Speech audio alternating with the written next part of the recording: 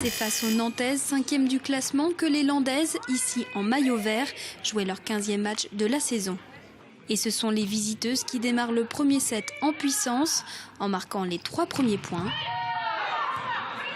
Les Landaises se ressaisissent et recollent au score, 6-6, puis 13-13.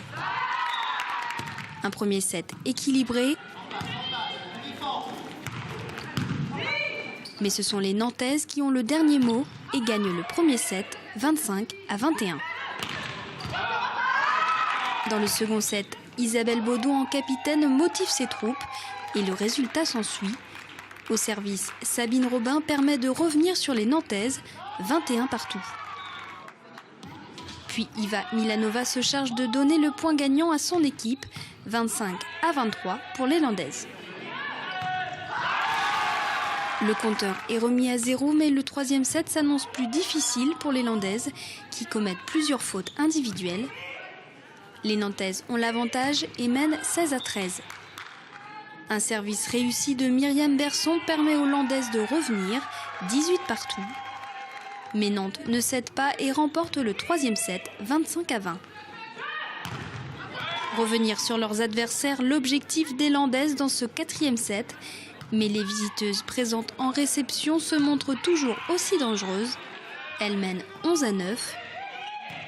Les Landaises gardent espoir et réussissent à recoller, 21 partout. Nantes est plus efficace en réception. La numéro 11 nantaise trouve une brèche. Nantes emporte ce 4e set et gagne la rencontre. Ça s'est joué à pas grand-chose parce que les Landes ont bien vendu leur peau, chèrement leur peau même, avec une bonne qualité de service par moment. Et puis surtout, beaucoup d'abnégation en défense. Et c'est le genre d'équipe quand même pas trop rencontrée, les ballons reviennent.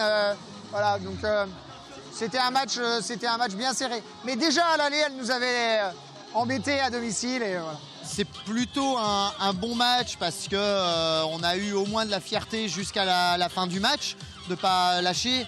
Après, il y a malheureusement beaucoup trop d'imprécisions individuelles et beaucoup trop de faiblesses, notamment en récep, pour qu'on puisse espérer mieux sur un match comme ça.